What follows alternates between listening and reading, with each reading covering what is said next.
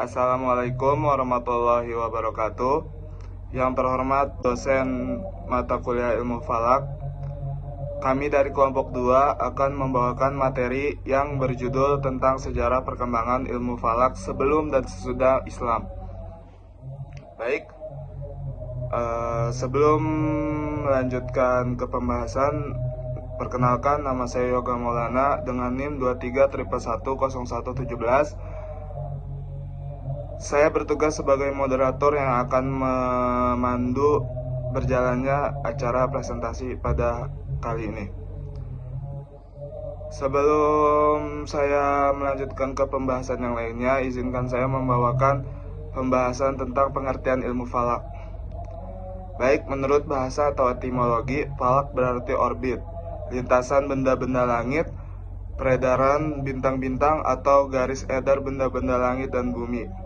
Kata falak berasal dari bahasa Arab yang ada persamaan artinya dengan kata madar, nujum atau orbit dalam bahasa Inggris. Dalam Kamus Besar Bahasa Indonesia, falak diartikan lengkung langit, lingkaran langit, cakrawala, pengetahuan mengenai keadaan atau peredaran perhitungan dan sebagainya. Bintang-bintang atau ilmu perbintangan. Berdasarkan pengertian etimologis dapat dirumuskan, ilmu falak adalah ilmu yang mempelajari dan membahas lintasan dan gerak benda langit seperti matahari, bulan, bintang, dan planet lainnya, dan planet pada orbit falak masing-masing. Terima kasih kepada teman saya, Saudara Yoga. Selanjutnya saya akan menjelaskan tentang menurut istilah terminologi. Menurut J.S. Badudo dan Sultan Muhammad Zain, ilmu falak adalah ilmu tentang bintang-bintang di langit, tentang peredarannya di perhitungannya. Tapi menurut Peter Salim dan Yene Salim, ilmu falak adalah ilmu tentang bintang-bintang, planet-planet, dan benda-benda angkasa lainnya yang berhubungan dengan susunan gerak, kedudukan, dan ukurannya. Tetapi pendapat lain juga mengatakan dari menurut Muhammad Farid Wajdi, ilmu falak adalah ilmu tentang lintas benda-benda langit, matahari, bulan, bintang, dan planet-planet lain. Ada juga yang mengatakan menurut leksikon Islam, ilmu falak adalah ilmu perbintangan, astronomi, pengetahuan mengenai keadaan bintang-bintang di langit. Mungkin saya menjelaskan tentang menurut istilah terminologi atau para ilmuwan. Selanjutnya akan dijelaskan oleh teman saya. Selanjutnya di sini saya akan menjelaskan tentang perkembangan ilmu falak dalam Islam. Ilmu falak atau ilmu astronomi dalam konteks Islam memiliki sejarah yang panjang dan beragam. Pengembangan ilmu falak di dunia Islam dimulai sejak awal munculnya agama Islam pada abad ke-7 Masehi. Ilmu falak menjadi penting bagi masyarakat muslim karena menentukan waktu ibadah seperti sholat dan juga untuk mengatur kalender Islam. Pada masa Nabi Muhammad SAW, ilmu falak sebagai sebuah ilmu yang mandiri belum mengalami perkembangan. Pengetahuan bangsa Arab mengenai benda-benda langit pada saat itu bersifat pengetahuan perbintangan praktis. Pengetahuan ini untuk kepentingan sebagai penunjuk jalan di tengah gurun pasir pada malam hari. Penentuan waktu-waktu ibadah pada masa Rasulullah SAW didasarkan pada ruqyah, penentuan awal waktu sholat, arah kiblat, awal bulan Qamariyah, dan kajian gerhana. Rasulullah SAW memberikan pedoman kepada umat Islam tentang memulai puasa Ramadan dan mengakhirinya, yaitu dengan melakukan pengamatan hilal pada akhir bulan Syakban, tanggal 29. Jika hilal berhasil diruqyat, maka malam itu adalah malam tanggal 1 dari bulan yang baru. Namun, bila hilal tidak berhasil diruqyat, malam itu adalah malam hari ke-30 dari bulan yang sedang berlangsung. Baik, selanjutnya mungkin akan dilanjutkan dengan rekan saya. Baik, saya akan melanjutkan presentasi teman saya mengenai perkembangan ilmu falak dalam Islam, penyempurnaan dan pengaruh terhadap ilmu falak di dalam dunia barat. Kemajuan ilmu falak yang diperoleh oleh sarjana muslim telah membantu menyebarkan pengetahuan ini ke dalam dunia barat. melalui proses perpindahan intelektual selama abad pertengahan. Nah, karya-karya mereka diterjemahkan ke dalam bahasa Latin dan diadopsi oleh para sarjana Eropa yang berdampak besar pada perkembangan ilmu pengetahuan di Eropa dan pada masa itu. Ya, baik, saya akan menjelaskan perbandingan ilmu falak sebelum dan sesudah Islam. Dalam melihat perkembangan ilmu falak, diperiodisikan menjadi ilmu falak sebelum Islam, ilmu falak dalam peradaban Islam, ilmu falak dalam peradaban Eropa, dan ilmu falak di Indonesia. Baik, selanjutnya saya akan membahas tentang ilmu falak sebelum Islam. Sepanjang sejarah kehidupan manusia, bahwa pandangannya terhadap alam semesta, termasuk benda-benda langit seperti matahari, bulan, bintang-bintang, dan benda langit lainnya, selalu mengalami perubahan sesuai dengan tingkat kemampuan dan tingkat pengetahuan yang mereka miliki pada setiap zaman. Pembahasan perkembangan ilmu falak dalam tulisan ini diperiodisasikan kepada 4 tahapan. Pertama, periode perkembangan ilmu falak sebelum Islam. Kedua, periode perkembangan ilmu falak dalam peradaban Islam. Ketiga, periode perkembangan ilmu falak di Eropa. Dan keempat, periode ilmu falak di Indonesia, serta tokoh-tokoh falak atau astronomi yang berpengaruh pada setiap periode masing-masing. Diperkirakan 4.500 tahun sebelum Masehi, bangsa Babilonia dan bangsa Mesopotamia sudah mengenal ilmu falak atau astronomi. Pada awalnya, ilmu falak atau astronomi mereka digunakan untuk keperluan penetapan waktu dalam kegiatan pertanian dan pelayaran yang berpedoman kepada alam seperti matahari, bumi, bulan, bintang-bintang, dan benda langit lainnya dengan cara sangat sederhana, sesuai dengan kemampuan yang mereka kuasai dan apa yang mereka lihat. Menurut mereka, bumi merupakan pusat alam semesta, matahari, bulan, dan bintang-bintang, serta benda-benda langit lainnya dengan tertib mengelilingi bumi. Para ahli falak atau astronomi pada masa itu telah mengetahui peristiwa gerhana, bintang berekor, meteor, karena kejadian itu dapat mereka saksikan langsung dari bumi. Pengamatan dan pemahaman mereka terhadap benda-benda langit membawa perkembangan dalam bidang ilmu falak atau astronomi dan perkembangan dalam bidang ilmu perbintangan atau astrologi. Baik, saya di sini akan menjelaskan tentang ilmu falak pada masa Islam. Ketika Islam mulai berkembang, kedudukan ilmu falak menjadi sangat penting dan mempunyai fungsi ganda. Pertama, sebagai pedoman mengharungi padang pasir dalam kegiatan perdagangan dan kegiatan musim. Kedua, pedoman dalam kegiatan pelaksanaan ibadah seperti menentukan waktu sholat, awal bulan Ramadan, atau menentukan hari raya Idul Adha atau Idul Fitri. Pelaksanaan ibadah haji. Kedua fungsi tersebut terus berkembang sampai Rasulullah SAW wafat. Rasulullah SAW telah meletakkan dasar-dasar ilmu falak sebagai pedoman dalam berbagai kegiatan, terutama yang berhubungan dengan pelaksanaan kegiatan ritual keagamaan. Setelah Rasulullah SAW wafat, agama Islam mulai berkembang di daerah-daerah kekuasaan Islam, dan di daerah-daerah itu bertemu dengan berbagai pengetahuan baru dan peradaban agama dan peradaban bangsa lain yang lebih maju menurut ukuran zaman ketika itu.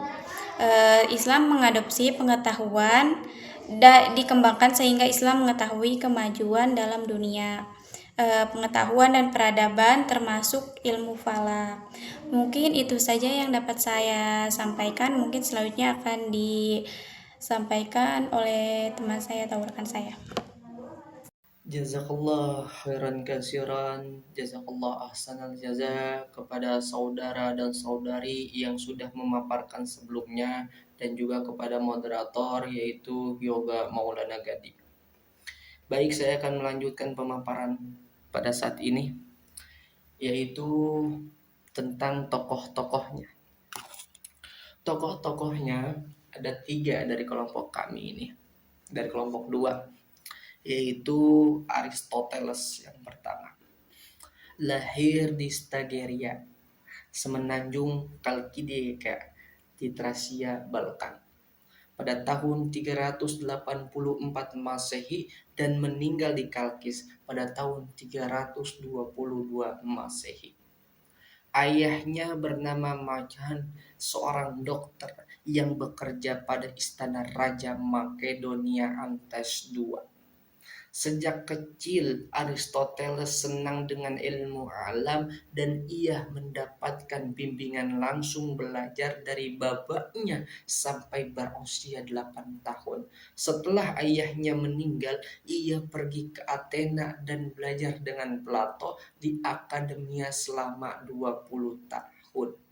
Ia adalah seorang ilmuwan dan filosof yang tersohor di zamannya. Bahkan hingga zaman sekarang Aristoteles sampai terkenal. Dan Aristoteles adalah orang terpintar dari Yunani dan dikagumi oleh masyarakat, baik semasa ia hidup maupun setelah ia meninggal.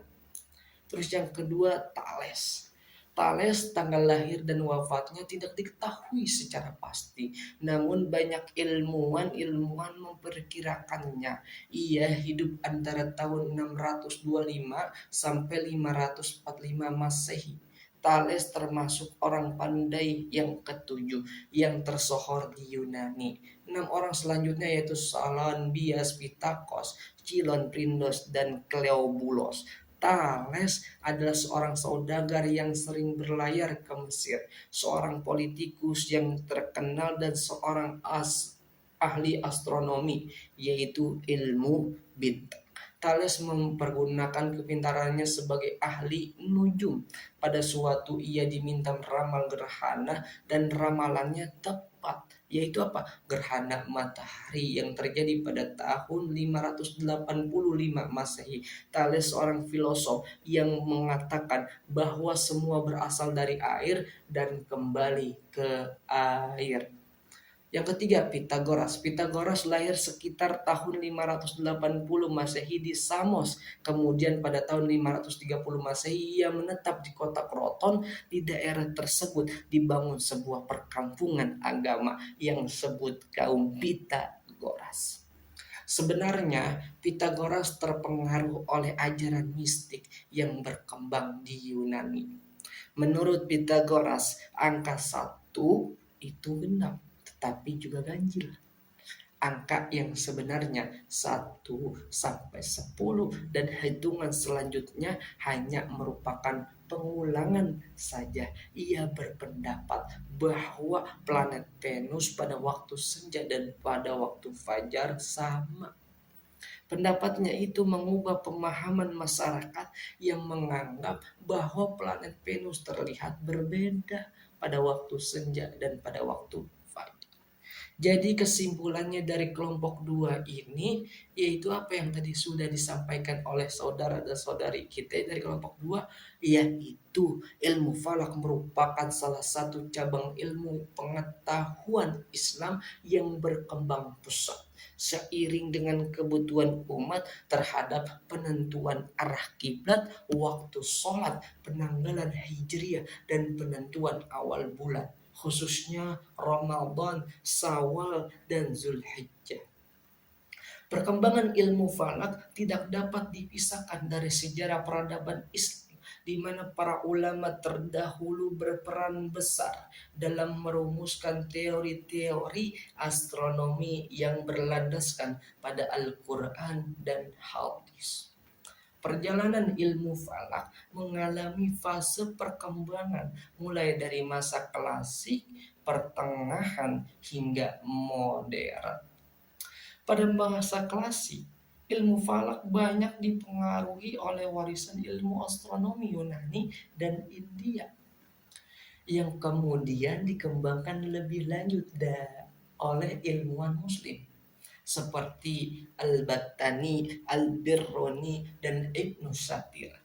Sementara pada masa modern, ilmu falak telah bertransformasi dengan dukungan teknologi canggih seperti teleskop, komputer, dan perangkat lunak astronomi yang membuat perhitungan lebih akurat. Jadi seperti itu para saudara dan saudari tentang pembahasan dari kelompok 2 ini. Jadi segitu saja dari kami kelompok 2. Jika ada perkataan dan perbuatan yang kurang berkenan, mohon dibukakan pintu maaf yang seluas-luasnya. Karena apa? Manusia itu al-insanu makanul khata' wan nisyan. Tempatnya salah dan hilaf. Nah, jadi kesimpulannya ilmu falak merupakan salah satu cabang ilmu pengetahuan umat yang berkembang pesat seiring berjalannya waktu untuk menentukan arah kiblat, waktu sholat, penanggalan hijriah, dan lain sebagainya. Nah, ilmu falak juga mengalami beberapa perkembangan, yakni perkembangan modern, klasik, hingga pertengahan. Nah, pada masa klasik, ilmu falak dipengaruhi oleh astronomi Yunani dan India, lalu dikembangkan oleh ilmuwan muslim seperti Al-Batani, Al-Burri, dan Ibnu Syatir.